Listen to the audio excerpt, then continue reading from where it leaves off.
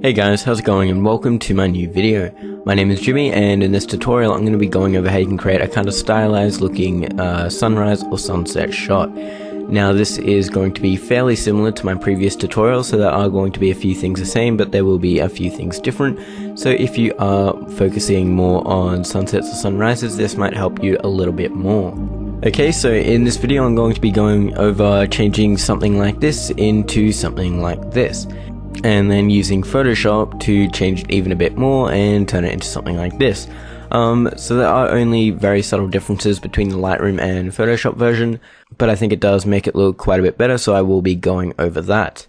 Okay, so let's just double tap I now and I'll quickly go over how I shot this image. So you can see I shot this on a Canon 5D Mark III with my 16-35L lens. Now I shot this at 16mm, f22, ISO 50 and 30-second exposure. Now you can see it is underexposed and the clouds aren't really as blurry as I wanted them, so I took another shot, which is here. Now I'll quickly reset this shot as well, and you can see the clouds look a whole lot cooler in this one. However, the sky really doesn't look as good in the distance, so that's why I'll be showing you how to pretty much swap this sky with this sky in Photoshop, but keep this kind of glowing effect we got here. Now I was really disappointed with this shot. I was about 2 minutes late getting there, and you know, 2 minutes earlier the sky looked a whole lot better, the glow was a lot better. So this is a fairly average sunset shot, and I'm just really disappointed that I missed out on a really good shot. But I did the best I could and I just didn't want to not take any photos. I'm still kind of happy with the outcome, so I guess that's okay. Okay, so let's quickly get into it before we waste any more time. The first thing that we are going to do is adjust our white balance. Now, a thing I like to do for sunset photos is kind of apply the color coming out of the sunset to the overall image. Now, in this case, you can see it's a bit of an orangey pinkish color. So what I'm going to do is purposely add a bit more of magenta to the image and make it a bit more pinkish. And that way it's going to make the sunset look like it's coloring the whole sky and make everyone think it was a much better sunset than it actually was. Now if you are looking to edit a more realistic sunset or a more realistic landscape, you can check out the tutorial on the screen now, which I just go over kind of a base adjustment thing to landscapes to make them look a little bit more enhanced and a bit better of a shot. Okay, so the first thing I'm going to do is go up to our white balance up here and go to auto and see where that takes us. So I'm pretty happy with that. There wasn't much difference, but it did add a bit more magenta and it did warm up the image a little bit, both of which I'm trying to achieve. Now we can add a little bit more if we want and just see how it's looking. And you can see we're already getting a bit more of a purplish look to the sky, and I'm pretty happy with that. So the next thing we're going to do is pump up the exposure, and the reason for this is to increase this kind of glowing effect coming out of the very little bit of sunlight we actually see. So almost one stop, and I'm just going to stop it at about 0.8, and that's looking pretty good right there. Now the next thing we're going to do is bring up the contrast a hell of a lot to about 75, and that's just going to pretty much make the clouds look quite a bit better. You can see it's kind of making that glowing effect even more noticeable, and let's keep going. Now we're going to adjust all these dark parts by dropping the highlights to about -60, bringing up the shadows a hell of a lot, and then also dropping the whites, and we're just changing all of these to negative and +60, and that's pretty much going to create a bit of a HDR effect. So it's going to lighten all the dark parts but darken all of the brighter parts, and we're just going to pretty much even out all of the tones within the image and make everything pretty visible. Now the effectiveness of this will vary depending on the camera you have. I can tell you now, if I shot this on my 550D, I wouldn't be able to recover that much darkness from the shadows and stuff without getting quite a bit of noise. So it will vary depending on your camera. You may have to add a bit more of noise reduction in and stuff like that. So that's just something to keep in mind. Now if you're also wondering how I am adjusting my values, I'm just holding my mouse over the slider bar here and pressing the up and down arrow keys. So moving on, I'm going to bring the clarity up to 15 to help define these edges. We're going to bring up our vibrance to 15 to pretty much add a bit more color into the overall scene, and we're going to change our tone curve to medium. So that's looking pretty good right there. Now we're going to keep going down, and we're going to go all the way down to split toning. Now I'm a big fan of split toning. I think it adds a really cool feel to the image, and a lot of people don't tend to use it, especially for landscapes. I see a lot of people just sticking to the colors that they had and that they captured, and split toning is a really cool way just to make your landscapes look a little bit cooler and bring it to the next level. So I'm going to change my highlight hue to 304, my highlight saturation to 15, my balance to -71, and we're going to leave our shadows like that. So pretty much what we're doing there is creating a bit of a magenta or a pinkish tone here that you can see, and it's only very slightly saturated and it's affecting only the highlights, however not too much since we did balance it mainly towards the shadows. So if we reset our balance there, you can see it adds a bit more of that pinkish tone to the overall image, but bringing that slider towards the shadow is going to make that effect a little less noticeable. Okay, so moving down to sharpening now, I'm going to use the same settings I use in every single video. 70 for the amount, 1.5 for the radius, 10 for the detail, and 30 for the masking. And those are the settings from SLR Lounge. So thanks to those guys. Noise reduction, luminance will be 35, detail will be 50, contrast will be 0, and color and detail we're going to leave default. So we're pretty much just going to soften out our image and get rid of the very little noise that we actually had. So that is pretty much it for our effect, and we're just going to do one final thing and enable our profile correction. Since I did shoot this at 16mm, you can see there is a little bit of distortion, and then I'm going to go ahead and bring down our post-crop vignetting. The amount is -20, the midpoint will be 20 to help bring it in a bit closer, the roundness will be up at about 20, the feather will be up to about 80, and the highlights will move up to about 50. There you can see if we just toggle that on and off, pretty much just darkening the edges very slightly. Now with vignettes, some shots look better without them.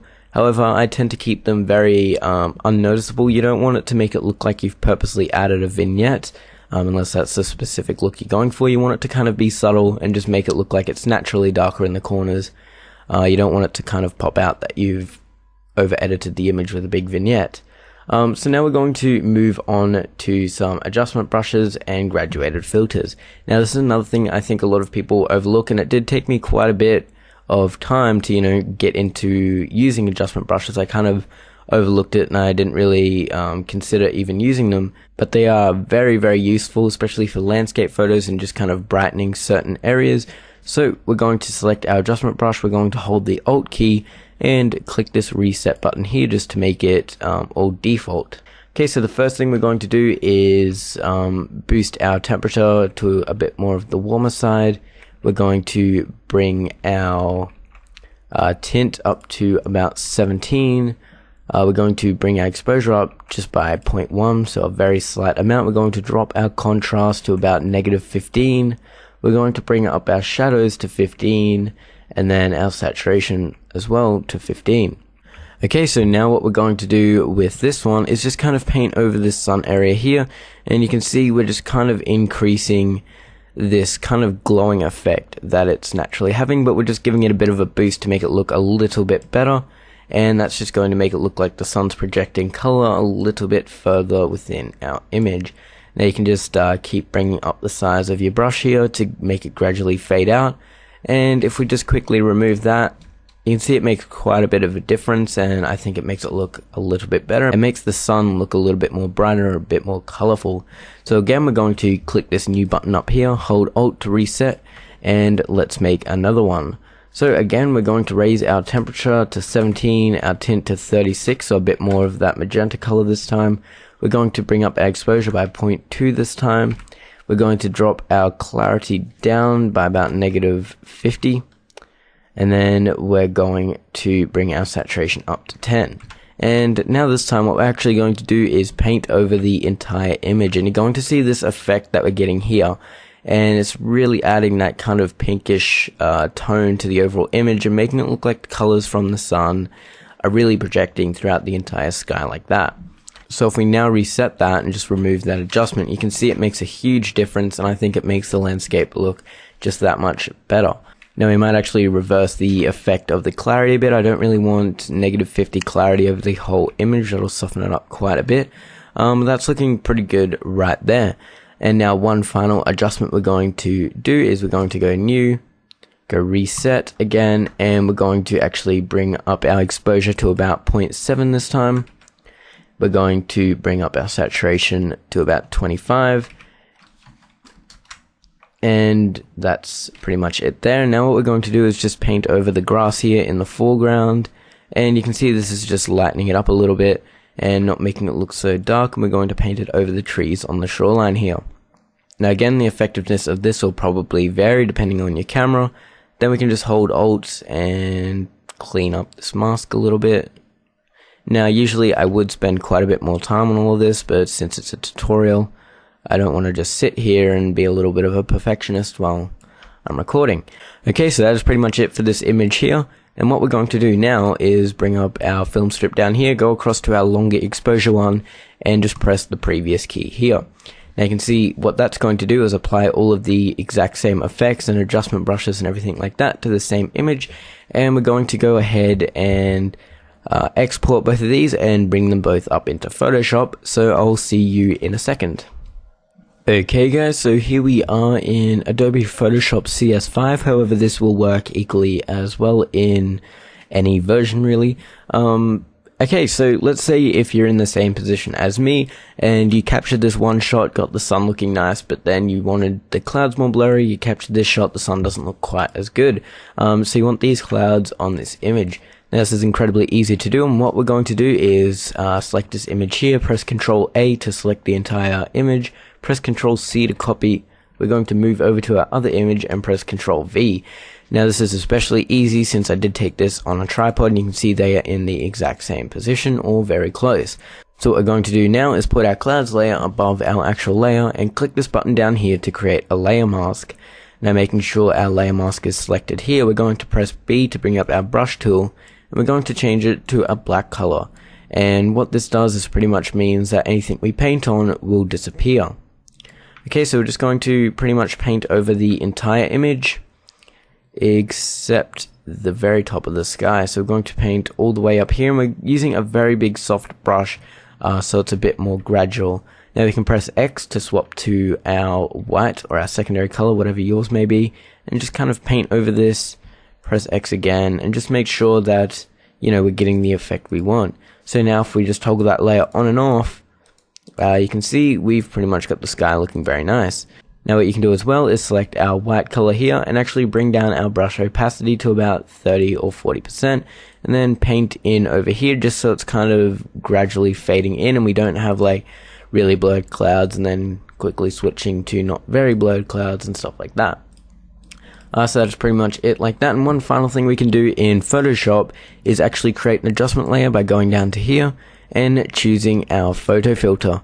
Now using this you can actually kind of apply a pretty cool photo filter. You can see as we quickly go through these, you can create kind of like a magenta color here, bring down the opacity on it, and just help to, you know, bring out a bit more colors within the scene and stuff like that.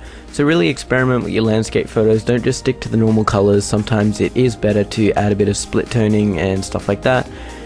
You'll be pretty surprised at what you can come up with. So that is pretty much it. And you can also check out my photography on my DeviantArt here just quickly. So I've also made a lot of tutorials for a lot of my more popular or my favorite images. So these glasses, this tree, this murder scene, this dark portrait. And usually if I have created a video for that specific image, if you go to that image on my DeviantArt, I will usually have a link there saying you can see the editing process or a tutorial and stuff like that. And that'll just link you back to my YouTube channel to that specific photo. So thank you very much for watching. I hope it helped. If it did, be sure to hit that like button to help my channel out.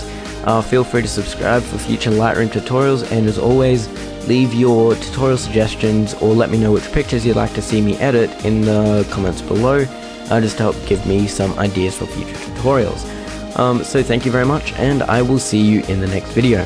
Goodbye.